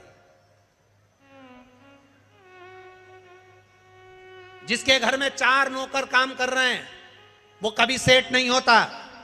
शिव महापुराण की कथा कर रही है, जिसके घर में 8 नौकर काम कर रहे हैं वो सेठानी नहीं होती, वो सेठ नहीं होता। शिव महापुराण की कथा कहती है, तुम्हारे घर में 4 नौकर काम कर रहे हैं तो ये मत समझना कि तुम सेठ हो। तुम्हारे घर में 8 नौकर काम कर रहे हैं तो ये मत समझना कि तुम सेठ हो। दुनिया का सेठ वो होता है जो 4 नौकर के बराबर का काम खुद अकेला कर लेता है, वो दुनिया का सबसे बड़ा सेठ होता है। 4 नौकर काम करे उससे सेठपन नहीं आता। 8 लोग तुम्हारे यहां काम करे उससे तुम सेठ नहीं कहलाते। सेठ तब कहलाते हो जब 4 लोगों का काम करने की सामर्थ्यता, 8 आदमी की काम करने की सामर्थ्यता तुम्हारे भीतर भोलेनाथ दे दें और तुम अकेले ही 10 पर भारी पड़ जाओ तो समझना कि दुनिया के सबसे बड़े सेठ हो। अब मालूम पड़े व्यक्ति इतना मक्कार होता गया, इतना मक्कार होता गया, शरीर काम 4 नौकर काम कर रहे, झाड़ू वाली लगी, पोछे वाली लगी, बर्तन वाली लगी, कपड़े वाली लगी, सब कुछ अब मालूम पड़े झाड़ू वाली, बर्तन वाली, कपड़े वाली सब लगी। और मालूम पड़े शरीर जितना काम करता था वो निठल्ला हो गया। जो शरीर ज़्यादा बैठा रहता है उसके ऊपर बीमारी धीरे धीरे, जैसे मक्खी मिठाई जहां पड़ी रहती है वहीं पर लगती है, बीमारी भी जो शरीर हिलता ही नहीं, काम करता ही नहीं, ना झाड़ू ना बर्तन ना काम ना काज, बस बीमारी भी उसी के ऊपर गुड़ गुड़ गुड़ गुड़ करके मक्खी जैसी झूम जाती है। कहीं लीवर, कहीं किडनी, कहीं ब्लड प्रेशर, कहीं शुगर, कहीं थायराइड, कहीं कुछ, कहीं मालूम पड़े कुछ ना कुछ बीमारी उसके साथ जीवन में चलती रहती है। तो समझ लो कि तुम्हारे यहाँ नौकर ज्यादा काम कर रहे हैं, तुम कम काम कर रहे हो। जिस दिन तुमने काम करना चालू कर दिया बीमारी दूसरी जगह चली जाएगी, तुम्हें छोड़ दे।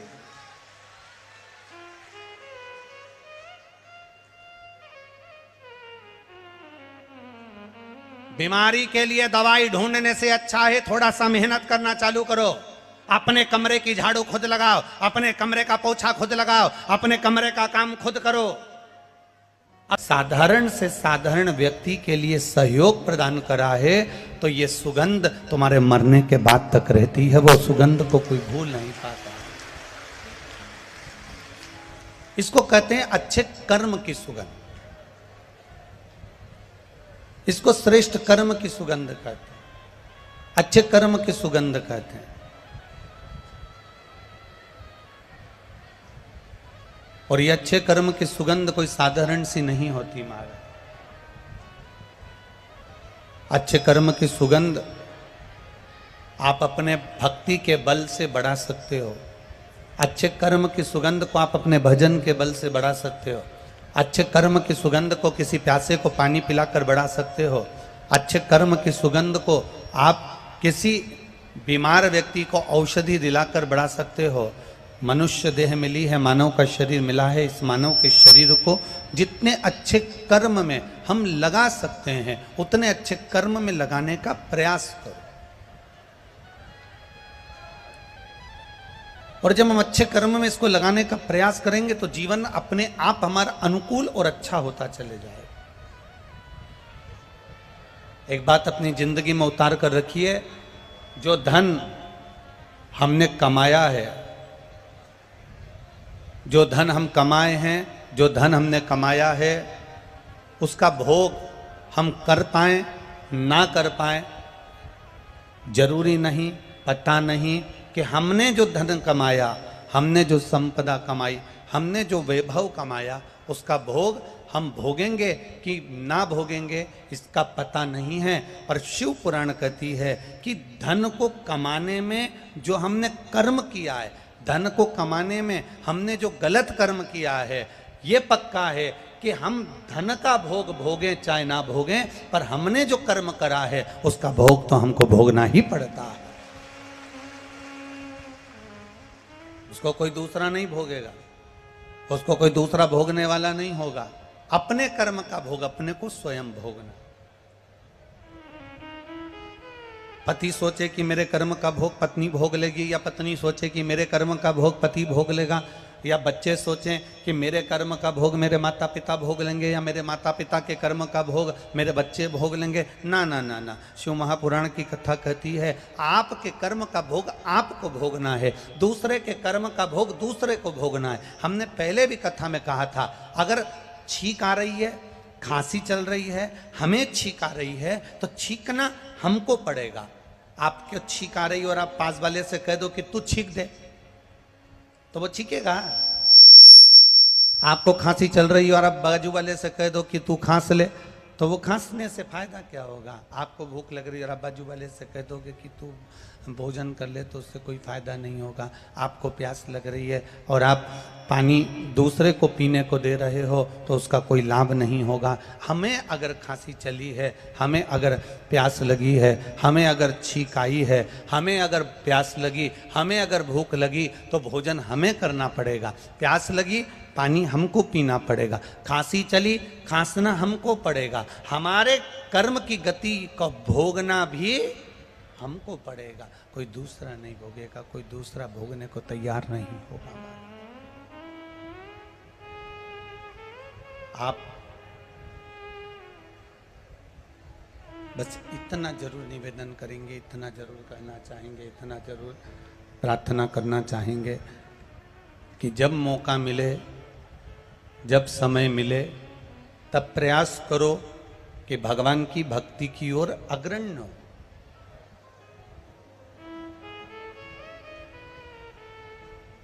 शंभु शरणे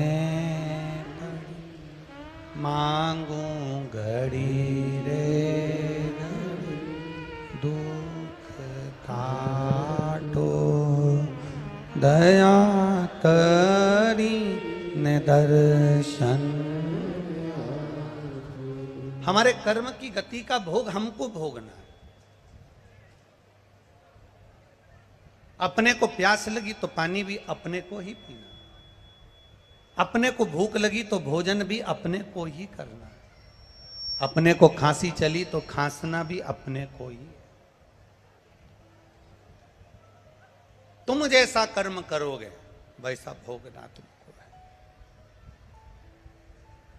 महाराज, एक पिताजी अपना पूरा राजपाट, अपने 3 बेटे हैं और इन 3 पुत्रों में से किसी एक को पूरा राजपाट देना है। एक को राजा बनाना है, एक को पूरा राजपाट देना है। पिताजी ने मन में विचार करा कि मेरे 3 बेटे हैं और मेरे इन 3 बेटों को, मैं इन 3 पुत्रों को, इन 3 बेटों को मैं ये पूरा राजपाट देना है, तो मैं कैसे प्रदान कर दूं? इन तीनों को मैं कैसे राजपाट दे दूं? इन तीनों को मैं कैसे प्रदान कर दूं?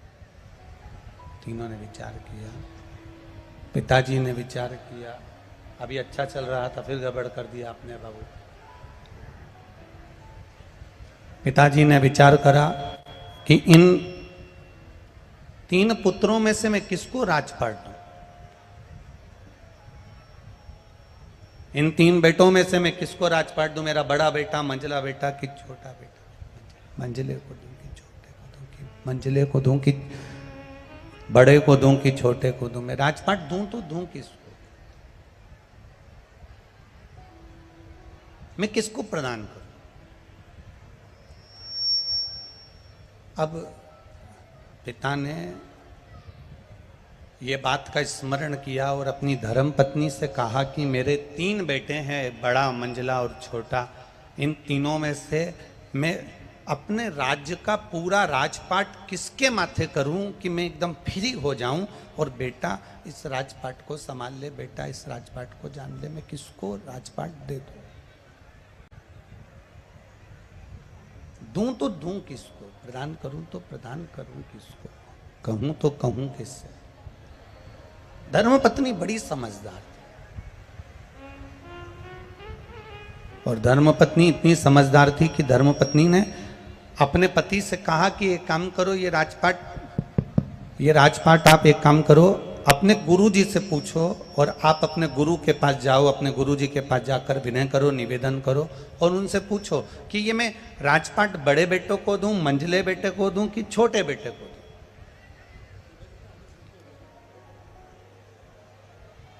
पति अपनी पत्नी को लेकर गुरुजी के पास पहुंच गए। नंदीश्वर शिव महापुराण की कथा चल रही है, जरा सावधानी से सुनना और अपने जीवन में उतारना जरूर।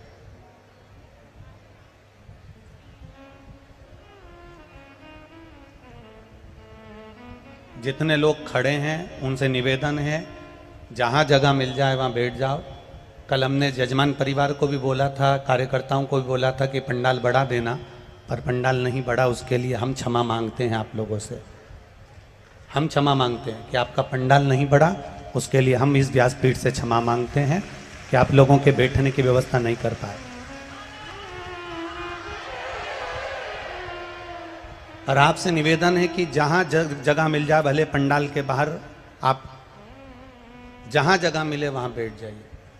और बाहर से आने वाले अतिथियों से निवेदन है, अगर यहाँ पंडाल नहीं बढ़ रहा है तो आप अपने घर से आस्था चैनल पर कथा सुनिए, और अगर आ रहे हो तो अपने साथ में एक छाता या एक चादर लेकर आना, जिसको पकड़कर आप आराम से कथा श्रवण कर सकें।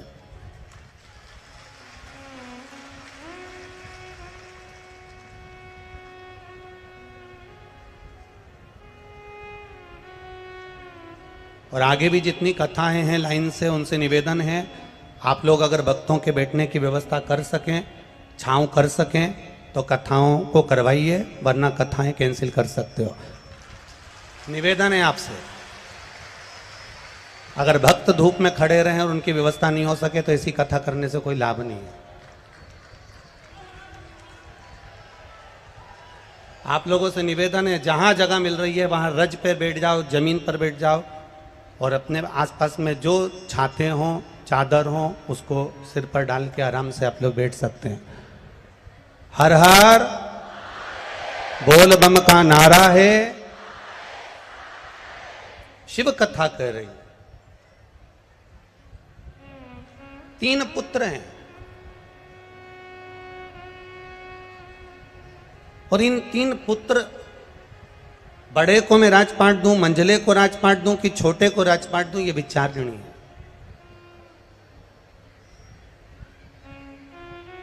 गुरु जी के पास पहुंचे। गुरुदेव, एक निवेदन आपसे, मेरे 3 बेटे हैं, इन 3 बेटों में से मैं किसको राजपाट दूं आप बता दीजिए। आप निवेदन मेरा स्वीकार कर लीजिए।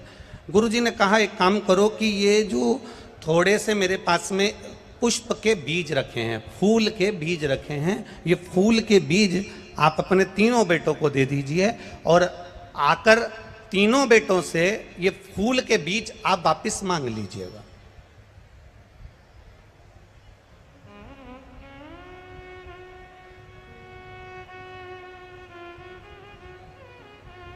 अगर ये फूल के बीज आप सुबह आप जाओ तीर्थ करने के लिए, 8 महीना, 15 दिन, 20 दिन, 1 साल, 9 महीना, 6 महीना आप तीर्थ कर कर जब आना, तो ये फूल के जो बीज आप अपने 3 बेटों को दोगे, उनसे आप मांग लेना,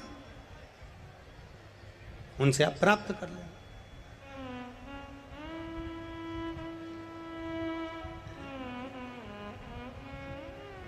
अब गुरु जी से फूल के बीज लेकर पिताजी अपने बेटों के पास पहुंच गए और अपने पुत्रों के पास पहुंचकर उन्होंने कहा कि ये पुष्प के बीज हैं बेटा, तुम तीनों रख लो, मैं जब तीर्थ कर कर आऊंगा 8 महीने बाद मैं आपसे ये तीनों से ये बीज ले लूंगा, बस इतना ये बीज आप संभाल कर रखना और उसको संजो कर रखना, संभाल के रखना। तीनों बेटों ने बीज रख लिए। पिताजी 8 महीने के बाद जब वापिस लौट कर आए, और 8 महीने के बाद जब पिताजी लौट कर आते हैं और लौट कर आने के बाद उन्होंने बड़े बेटे से पूछा, बेटा हमने आपको फूल के बीज दिए थे, पुष्प के बीज दिए थे, वो कहाँ हैं? बड़े बेटे ने पिताजी का हाथ पकड़ा और हाथ पकड़कर ले जाकर तिजोरी के सामने खड़ा कर दिया। पिताजी को कहा, पिताजी मैंने आपके फूल के बीजों को संभाल कर रखा था, क्योंकि आपने कहा था कि ये बीज संभाल कर रखना, मैं तुमसे आकर लूँगा, तुमसे प्राप्त करूँगा। और जो पिताजी को तिजोरी के सामने खड़ा करा कि ये सामने जो तिजोरी है ना पिताजी, मैंने इसमें बीजों को संभाल कर रख दिया, वो बीज कहीं नहीं जा सकते। और पिताजी ने जैसे ही अलमारी को खोला, तिजोरी को खोला, उसमें से बीज सड़ चुके थे और उसकी बदबू बाहर आ रही थी। बदबू जब बाहर आ रही थी तब पिताजी ने कहा, बेटा ये बीज तो सड़ गए, किसी काम के नहीं, इस बीज को रखने से कौन सा फायदा था, तुमने संभाल कर रख नहीं पाए, ये बीज बेकार हो गए। अब मंजले बेटे से कहा, हमने तुम्हें बीज दिए थे फूल के, वो बीज कहाँ गए? मंजला बेटा कहता है, पिताजी उस बीज की कीमत अच्छी मिल रही थी, मैंने बेच दिए, अब आपको अगर बीज चाहिए तो मैं तुरंत बाजार से खरीद कर ला कर दे देता हूं। छोटे बेटे से कहा, आपको बीज दिए थे वो कहाँ हैं? छोटे बेटे ने कहा, पिताजी आपने जो बीज दिए थे वो बीज, चलो मैं बताता हूं कहाँ है। हाथ पकड़ कर ले गए, घर के पीछे खेत में बीज जमीन में डाल दिए गए, पानी सींचकर पौधे बड़े हो गए, चारों तरफ फूल ही फूल उस बीज से लगे हुए थे। पिताजी से कहा, पिताजी आपके दिए हुए बीज को मैंने 1000 गुना कर दिया, आपके दिए हुए बीज को मैंने 1000 गुना कर दिया, लाखों गुना कर दिया, करोड़ों गुना कर दिया। ये बीज बस पिता समझ गए कि ना बड़े को देना है ना मंझले को देना है, छोटे को अपनी सत्ता प्रदान कर देना है। शास्त्र कहता है भगवान ने ये संपूर्ण जो हमारा जीवन दिया है, मनुष्य की देह दी है, मानव का शरीर दिया है, ये बीज रूपी जो मानव का शरीर दिया है, ये कोई साधारण नहीं दिया। इस बीज के महत्व को समझो, इस मानव के शरीर के महत्व को समझो। बड़ा नहीं समझ पाया, उसे तिजोरी में बंद कर दिया। इस शरीर को हम ढक कर रखे, बांध कर रखे, संभाल कर रखे, क्रीम पाउडर स्नो लगा कर रखे, साबुन में धो धो कर रखा, ये शरीर आखिरी में बेकार ही हो गया। फिर इस कई लोगों ने इस शरीर को बेच तक दिया, ये शरीर को ले जाकर गलत कर्म में लगा दिया, आड़े टेढ़े कार्य में लगा दिया, ये शरीर बेकार होता चले गया। फिर तीसरा था, इसने इस बीज को पृथ्वी में बो दिया और फूल प्रकट कर लिया, अर्थात संसार के हित के लिए इस शरीर को लगा दिया, तो चारों तरफ पुष्प ही पुष्प की सुगंध फैलती चली। इस बीज की सुगंध संपूर्ण ब्रह्मांड में फैलती चली गई। आज अगर ये कथा खगड़िया बिहार में हो रही है और गोस्वामी परिवार करा रहा है, तो इनके परिवार की जो सुगंध है, इस बीज की जो सुगंध है, वो संपूर्ण ब्रह्मांड को सुगंधित करने वाली है, संपूर्ण ब्रह्मांड को आनंदित करने वाली है। अगर आज खगड़िया बिहार के अंतर्गत ये कथा हो रही है और गोस्वामी परिवार अगर करा रहा, तो ये सुगंध संपूर्ण ब्रह्मांड की, शिव नाम की, भक्ति के नाम की, स्मरण के नाम की, राम नाम की, कीर्तन की, भगवत भजन की, भगवत नाम की, ये सुगंध संपूर्ण ब्रह्मांड को फैलाने वाली, संपूर्ण ब्रह्मांड में एक आनंद की अनुभूति कराने वाली, एक आनंद का सुख देने वाली शिव कथा कह रही है। हम जितना अच्छा देख सकते हैं उतना अच्छा देखें। होता है, एक व्यक्ति ने प्रश्न किया था एक जगह पर कि गुरुजी मेरे घर के सामने कुम्हार का घर है और उसके पास में 5 और 6 गधे हैं। एक व्यक्ति ने प्रश्न किया, मेरे घर के सामने कुम्हार का घर है और उसके पास में 5-6 गधे हैं, मैं जब सवेरे दरवाजा खोलता हूँ, ब्रह्म मुहूर्त में दरवाजा खोलता हूँ, सुबह का जब दरवाजा खोलता हूँ, तो मेरा रोज प्रतिदिन गधों को देखना होता है। आप बताएंगे क्या गुरुजी, गधे को देखना शुभ होता है कि अशुभ होता है सुबह सुबह?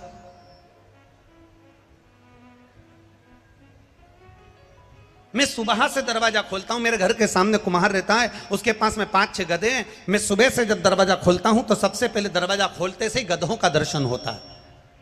सुबह से उठते से ही गधों को देखता हूं। आप बताएंगे गुरुजी कि गधा देखना सुबह से शुभ होता है कि अशुभ होता है? अब हम मन में सोचे, विचार करें कि तुम्हारा गधे को देखना शुभ होता है कि अशुभ होता है पता नहीं, पर यह पक्का है कि गधा सुबह से तुमको देखता होगा तो बेचारा दिन भर बोझा ढोता होगा। ये पक्का है। हम विचार कर रहे हैं, हम ये विचार कर रहे हैं कि हम ये कार्य करेंगे, शुभ होगा कि अशुभ होगा। शिव महापुराण की कथा कहती है, भजन करने का कोई समय नहीं होता, स्मरण करने का कोई समय नहीं होता। आप भगवान को 1 लोटा जल चढ़ा रहे हो, कई माताएं पूछती है हम ये वाले सोमवार से पशुपति व्रत करेंगे तो शुभ होगा कि अशुभ होगा? हम अधिक मास के महीने में पशुपति व्रत करेंगे तो शुभ होगा कि अशुभ होगा? हम सावन के महीने में पशुपति व्रत करेंगे, शुभ होगा कि अशुभ होगा? हम इस सोमवार से पशुपति व्रत करेंगे, शुभ होगा कि अशुभ होगा? शिव महापुराण की कथा वर्णन करती है, सोमवार का व्रत, शंकर भगवान का स्मरण, शंकर भगवान की भक्ति और शंकर भगवान पर 1 लोटा जल चढ़ाना या पशुपति व्रत, आप कोई से भी सोमवार से प्रारंभ कर सकते हो। सब दिन शुभ है मेरे बाबा के, सारे दिन मेरे महादेव के सब दिन शुभ माने गए। एक भी दिन ऐसा नहीं है कि महादेव के लिए गलत हो, एक भी दिन ऐसा नहीं जो महादेव के लिए गलत। आप अगर भजन कर रहे हो, आप अगर स्मरण कर रहे हो, आप अगर मंत्र जाप कर रहे हो, आप अगर नाम जाप कर रहे हो, तो उसमें समय का पाबंदी नहीं कि आपने 2 घंटा भजन करा, 3 घंटा भजन करा, 4 घंटा भजन करा, स्मरण करा, मैंने 15 मिनट भजन करा। ना ना ना ना, शिव महापुराण की कथा कहती है, आप जब समय मिले, जैसा समय मिले, जैसा पल मिले, जैसी घड़ी मिले, जैसा नक्षत्र मिले, जैसा आपको अच्छा लगे, वैसे अपने जिंदगी में करते चलो। और आप अपने कर्म को करते हुए जब भगवान का नाम लेते हुए आगे बढ़ोगे तो ये निश्चित है वो कर्म तुम्हारा फलेगा और तुमको उसका फल अवश्य प्राप्त होगा, ये निश्चित था। मैंने तेरे ही भरोसे बाबा, तेरे ही भरोसे हवा बिच उड़ती जावांगी, बाबा डोर हथो छड़ी नामे कटी जावांगी, भोले मैं तेरी पतन, शंभू मैं तेरी। हम अपने कर्म को करें और कर्म करते करते भगवत भजन की ओर अग्रणी। एक पत्र आया, देखिए, ज्यादा पत्र तो हम पढ़ नहीं पाए, बहुत सारे रखे हैं, पर कुछ पत्र जो पढ़े हैं।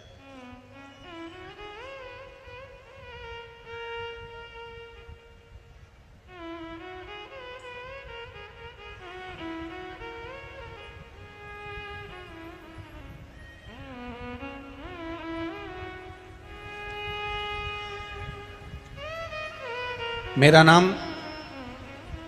साधना देवी है, गुलनी कुशहा, सही बोला है? गुलनी कुशहा, जिला बांका की रहने वाली हूं। ठीक है? अरे बोलो तो सही, गड़बड़ तो नहीं बोला है? हाँ ठीक है। फिर तो मेरा नाम साधना देवी है, मैं गुलनी कुशहा, जिला बांका की रहने वाली हूँ। कहीं बैठी हैं साधना देवी जी? कहीं बैठी हो तो हाथ हिलाइएगा, दोनों हाथ हिलाइए। अच्छा आप ही हैं? हाँ दोनों हाथ हिला दो ऐसा, ठीक है। हाँ एक बार वापिस हिला दीजिए दोनों हाथ जी, ठीक है। मेरा नाम साधना देवी है, मैं गुलनी कुशहा, जिला बांका की रहने वाली हूँ। शिव महापुराण की कथा आस्था चैनल पर देखती रही हूँ। गुरुदेव, मेरा बेटा 2 साल से नौकरी की तैयारी कर रहा था। बाबा की कृपा का मैं क्या वर्णन करूं। मैंने 3 सोमवार के पशुपति व्रत हुए थे और बाबा ने मेरी सुन ली और मेरे बेटे की गवर्नमेंट जॉब लग गई। इसलिए मैं बाबा को यहाँ नमन करने के लिए आई हूँ। साधना देवी, गुलनी कुशाहा, जिला बांका, मोबाइल नंबर भी उन्होंने अपना लिखा। एक बार जोरदार ताली बजाएं। बहन, बहुत बहुत बधाई आपको। बैठिए। हर हर महादेव। एक बड़ा अच्छा और प्रश्न, बड़ा भाव से अच्छा पत्र आया है।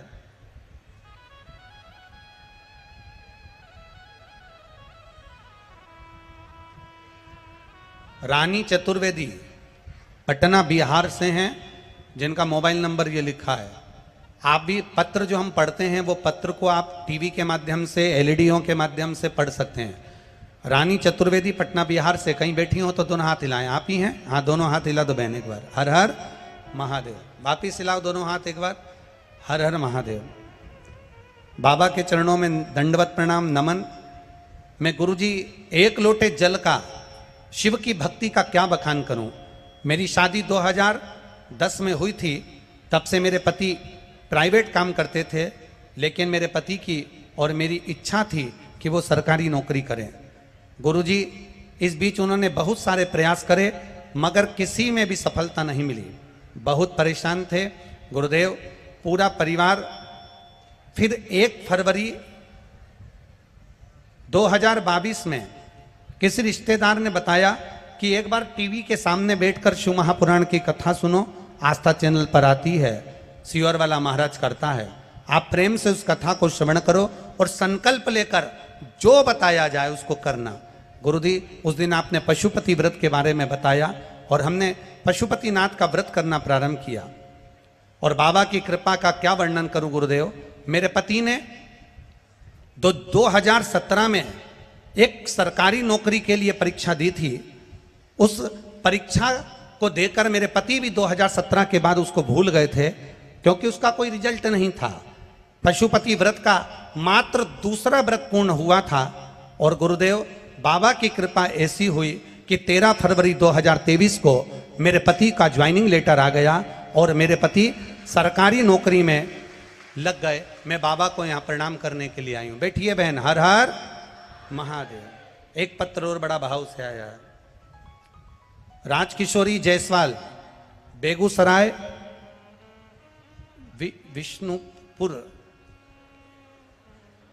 विष्णुपुर, ठीक है? हाँ, मोबाइल नंबर भी जिनका लिखा है। राजकिशोरी जायसवाल कहीं बैठी हैं? हाथ हिलाइएगा। अगर कहीं बैठी हो तो दोनों हाथ इस तरह से हिला दीजिएगा। आप ही हैं? दोनों हाथ हिला दो एक बार। हाँ जी। हर हर महादेव। आपको बहुत बहुत बधाई। पहले तो राजकुमारी जायसवाल, गुरुजी, में शिव शंकर की कथा का 1 लोटे जल और शिव महापुराण के पशुपति व्रत का मैं क्या वर्णन करूं। मेरी जिंदगी संघर्षपूर्ण निकली है गुरुदेव। मेरी एक ही आंख है, मेरी रोशनी नहीं है, वह भी एक आंख महादेव की कृपा से ही बची हुई है। गुरुदेव, मेरे पति को 2 बार रेलवे में नौकरी का चांस मिलना था, पर पास नहीं हो पाए, लग नहीं पाए। हम बहुत दुखी रहते थे। करें क्या? आखिरी में पति की तो नौकरी नहीं लगी, पर बच्चा पढ़ लिख कर बड़ा हुआ और उसने पढ़ाई की तैयारी करी। पढ़ते पढ़ते उसने नौकरी की भी तैयारी करना प्रारंभ करी। गुरुदेव, कहीं पर भी रिजल्ट उसका अच्छा नहीं आता था और वो हर रिजल्ट में पीछे हट जाता था। एक बार किसी के कहने पर हमने टीवी पर आपकी कथा सुनना प्रारंभ करा और आपने पशुपति व्रत के बारे में 1 लोटा जल शिवजी को चढ़ाने के बारे में कहा। मैंने मेरे बेटे से जल चढ़वाना प्रारंभ करा, बेलपत्री खाने का कहा और एग्जाम देने का कहा। बाबा की कृपा ऐसी हुई गुरुदेव, पशुपतिनाथ का 5 व्रत पूर्ण हुए और केवल 1 हफ्ता ही पूरा हुआ था और मेरे बेटे का रिजल्ट आ गया और वो असिस्टेंट लोको पायलट पद पर नियुक्त हो गए। मैं बाबा को यहाँ प्रणाम करने के लिए आई हूँ। ये शिव कृपा। बैठिए बहन, बहुत बहुत बधाई आपको। हर हर।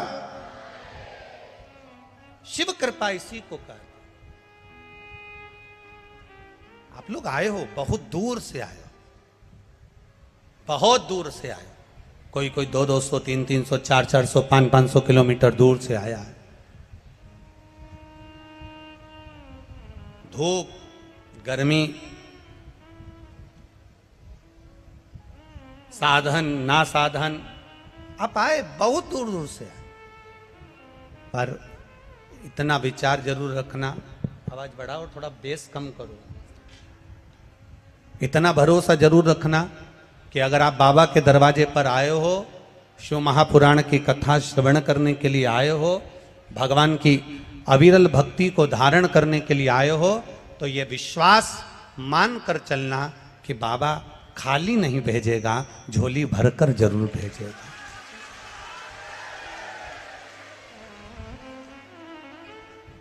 मां गंगा का तट है, वो देवघर वाला अपने मंदिर में नहीं है अभी, वो देवघर वाला भी यहीं खगड़िया बिहार में आ गया है 7 दिन के लिए, वो मंदिर में नहीं है। उसको मालूम है कि मैं मंदिर में कैसे रुक सकता हूं जब मेरे भक्त सब यहां पर हैं, मेरे भक्त यहां बैठे हैं, मेरे भक्त यहां पहुंचे हैं, तो वो मंदिर में कैसे बैठ सकता, कैसे बैठे?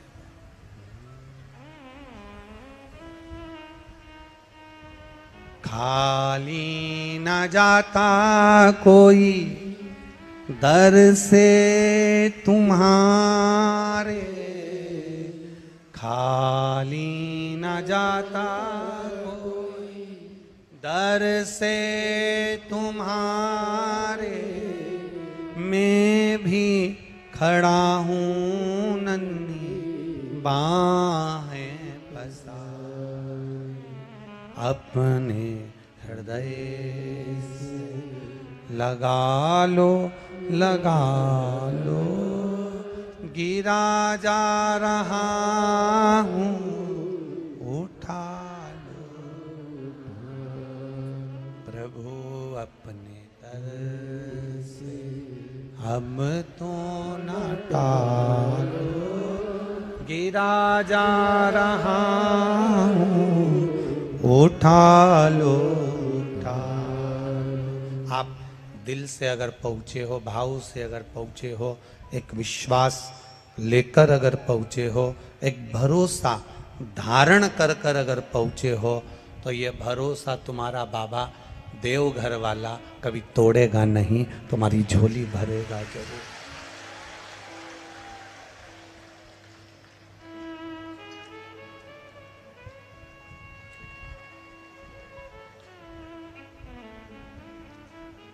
कहे ना, देवघर वाले हो, डमरू वाले हो, देवघर वाले हो। खड़े मत हो, अभी हम भजन ना गा रहे हैं, बैठ जाओ, बैठ जाओ, बैठ जाओ, बैठ जाओ।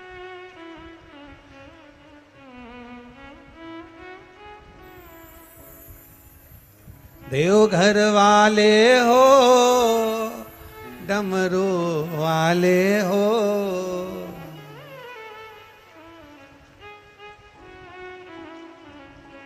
ओ मेरा दिल तुझ पे कुर्बान, ओ देवघर वाले हो, अब तो हो जा मेहरबान, ओ डमरू। बाबा के चरणारविंद का स्मरण करते हुए, भगवान का भजन करते हुए, भगवान की भक्ति को धारण करते हुए, हम जिस भजन को करते हैं, हम जिसका स्मरण करते हैं, 3 घंटा कथा होती है 2 बजे से 5 बजे तक, जगह संभालना होती है सुबह 6 बजे से 2 बजे तक, और चलो तो चलो जगह संभाल कर बैठना, फिर बैठे बैठे भगवत भजन करना, स्मरण करना, दिन भर भगवान की विरल भक्ति में डूबे रहना, कोई सहजता नहीं है महाराज। शिव महापुराण की कथा चाहे आप टीवी पर आस्था चैनल पर सुन रहे हो, चाहे फेसबुक यूट्यूब पर सुन रहे हो, मोबाइल पर सुन रहे हो, चाहे पंडाल में सुन रहे हो, जितने लोग टीवी पर कथा सुनने वाले हैं, इनको भी 2 बजे का तैयारी रहती है, जल्दी कथा काम कर लूं, 2 बजे कथा सुनूंगे, जल्दी से काम कर लूं, 2 बजे कथा आएगी, टीवी पर कथा सुनूंगे, मोबाइल पर कथा सुनूंगे, अभी कथा चालू होने वाली है, बस सुनने बैठूंगे। ये चित्त वृत्ति में कथा उसकी समाही होती है।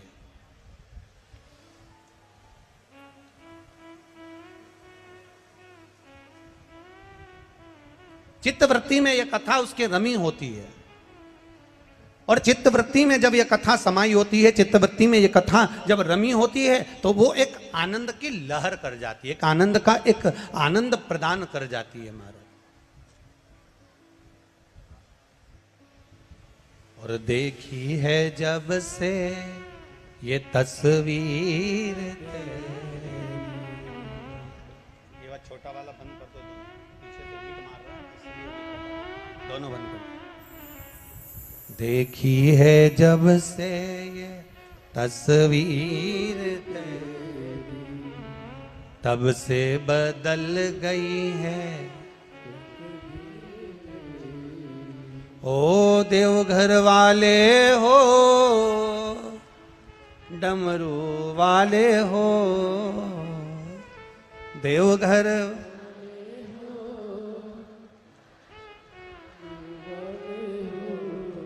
अब तो हो जा मेहरबान, हो देवघर वाले, अब तो हो जा मेहरबान, हो डमरू।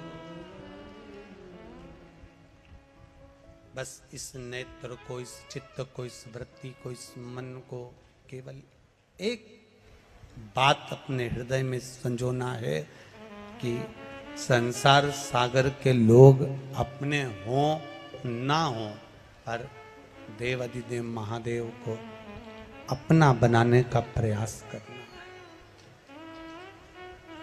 आप यहां जितने लोग बैठे हैं ये सब स्कूल गए हुए होंगे, यहां जितने लोग बैठे हैं सब स्कूल होकर आए हो ना। बचपन में स्कूल पढ़े कि नहीं पढ़े? अरे बोलो तो जम के। आपकी क्लास में कितने बच्चे होते थे? लगभग 25, 30, 50, 40 तो होते होंगे। और पूरे स्कूल में कितने बच्चे होते थे? लगभग 200, 300 तो होते होंगे। अब एक बात बताओ, पूरे स्कूल में 200 से 300 बच्चे हैं, तो क्या सारे बच्चों से तुम्हारी अच्छी फ्रेंडशिप है, अच्छे मित्र हैं तुम्हारे? अरे बोलो, जम के बोलो। नहीं है। क्लास में 40 बच्चे हैं, क्या 40 बच्चे से तुम्हारी अच्छी मित्रता है? बोलो बोलो जम के। नहीं है।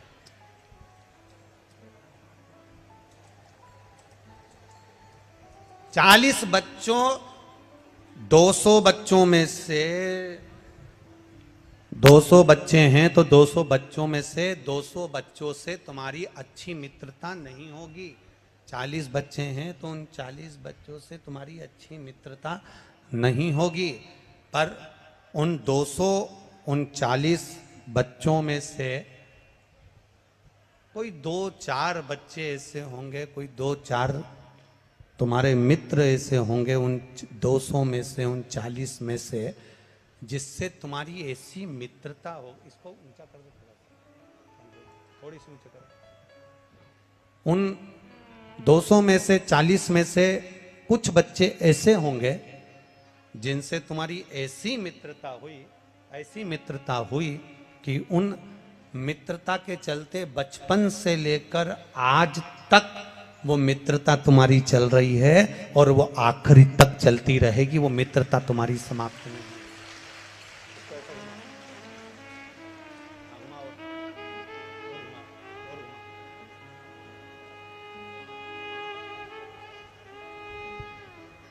वो 200 बच्चे में से,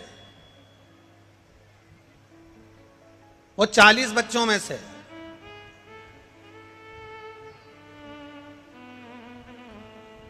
किसी 2-4 बच्चों से ऐसी मित्रता होगी जो तुम्हारी बचपन से लेकर आखिरी तक वो मित्रता चलती है।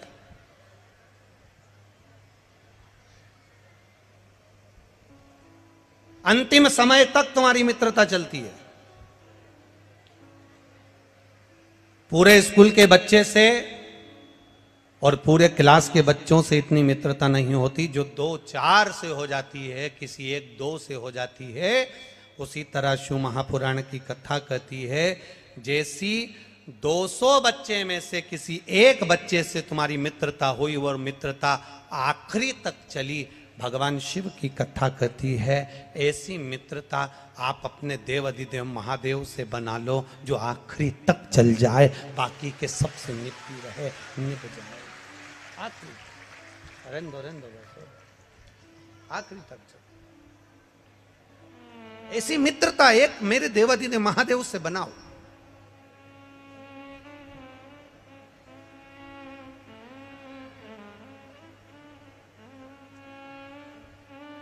और जो मित्रता तुम्हारी एक समय की नहीं, तुम्हारी मित्रता ये जीवन पर्यांत चले, अंतिम क्षण तक चले।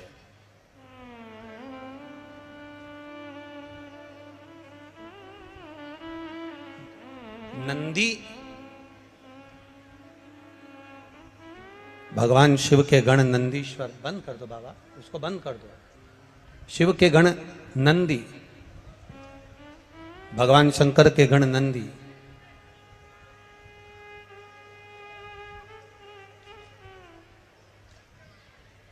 केवल एक नंदी भगवान शंकर के वाहन नहीं है। नंदी भगवान शिव को घुमाने वाले केवल एक बैल नहीं, एक वाहन नहीं। नंदी भगवान शंकर के एक मित्र भी है, एक मित्र भी है। नंदी भगवान शंकर के गुरु भी हैं। अब आप कहोगे गुरुजी ये भगवान, आप कहां की कथा कह रहे हो? क्या नंदी भगवान शिव के गुरु हो सकते हैं? क्या नंदी भगवान शंकर के मित्र हो सकते हैं? नंदी भगवान शंकर के मित्र भी हैं, नंदी भगवान शंकर के गुरु भी हैं, नंदी भगवान शंकर के पुत्र भी हैं, नंदी भगवान शंकर का अवतार भी हैं, और नंदी भगवान शंकर के वाहन भी हैं, और नंदी भगवान शंकर के गण भी हैं। सब कुछ नंदी में समाहित, सब कुछ। अगर गुरु ना होते,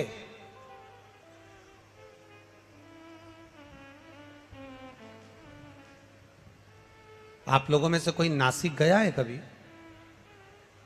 पंचवटी गए हो, नासिक गए हो, कुंभ के मेले में पहुंचे हो, तो वहां दर्शन करे होंगे कपालेश्वर महादेव के।